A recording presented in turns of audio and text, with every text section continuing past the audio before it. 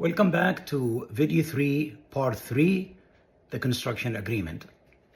Item number 12, project schedule. So you ask the contractor upfront to give you the baseline of the project schedule, and sometimes they use Excel spreadsheet or they use Microsoft Project, but just something that you have an idea how the project will go. Good contractor will share that with you with no problem. Item number 13, termination of contract. So the termination of a contract can happen by the owner or by the contractor. So termination by the owners. The owners, if they find that the contractor is not performing or not doing his duty, not having county inspection, they can give a notice to the contractor that what they don't like, and it said if this does not get corrected within 30 days, the contract will be voided or be terminated. But termination by contractor. The contractor will only terminate if you do not pay. So if he sends you a draw schedule and it's correct and validated by the inspection, you're supposed to pay within 30 days. And if you do not pay, he has the right to stop the job. Item number 14, substantial completion. We hear this term in the court many times, and many people have different interpretation. But make sure when you write substantial completion, it means that the contractor had completed all the work and obtained the final use and occupancy permit.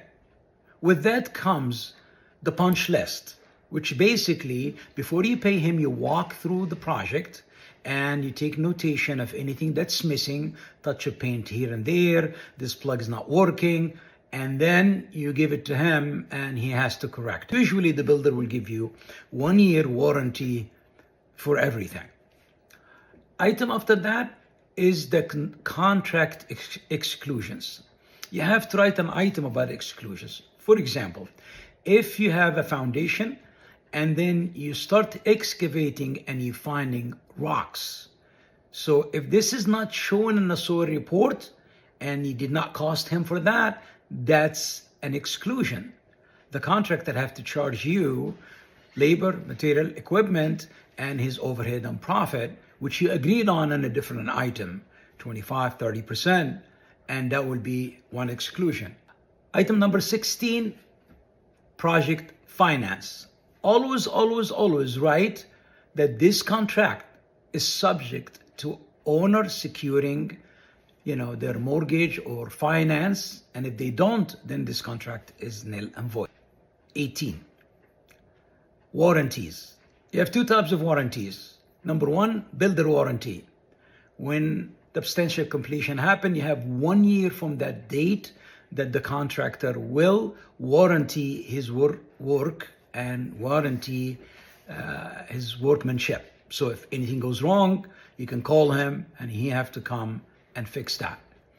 The other one is manufacturer warranties, such as roofing, 25, 30 years, 40 years, such as HVAC, the AC, 3 years to 5 years, such as, any other fixtures, and he should warranty the work for you.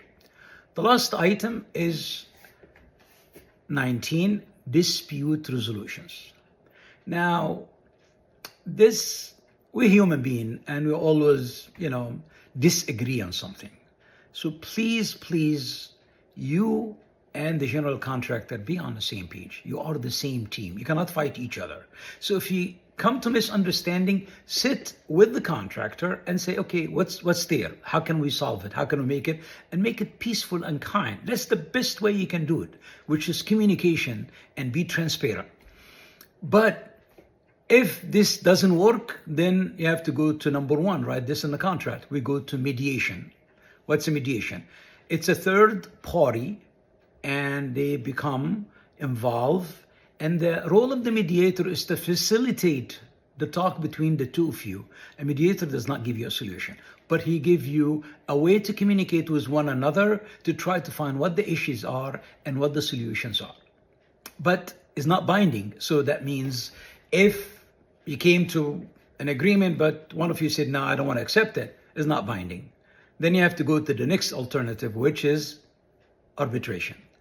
Arbitration is like the court, but it's outside the court. So basically, a retired judge, a retired attorney, maybe an engineer, a general contractor, he will do the arbitration. So basically, the case will be presented to him, and he look it up, and he see all the evidence and all the witnesses, and then he'll tell you, give me a week to 2 weeks or 3 weeks to come up with an answer. Once he come up with an answer, it's binding on both parties. The last one is litigation. So if you didn't go through mediation or arbitration and you left the contract wide open to the court, then this is the most expensive, and I don't advise about it because you lose a lot of money in that. I'll give you an example. There was a house that the owner hired a contract and he built it. The house is finished. The homeowner moved in, but he has some items that he disagrees. So the contractor sent the bill for $50,000. And the owner refused to pay. They said, no, there's a few items standing here and there. So I hired an attorney, give him a retainer, $10,000, and the attorney hired me as an expert witness. So I went to visit the job, and it was really a beautiful home. So I told the owner, the items that you're claiming, like windows don't open and close, floor is not leveling, and all that stuff, I checked them. I said, this is about $10,000. So pay him $40,000. Maybe he will negotiate that $10,000 and you move on. He refused. Anyway, a year later, so he ended up in the court. He paid the $50,000 to the contractor, and it cost him $75,000 to go through this process with the pain and suffering. So that's $125,000 to solve a $50,000 problem. Please don't do that. Your contractor is not your enemy. Your contractor is your friend to build your house. So with these 3 videos, you see the items, 19 items have to be in the contract. So thank you for listening, and I will see you next video. Thank you.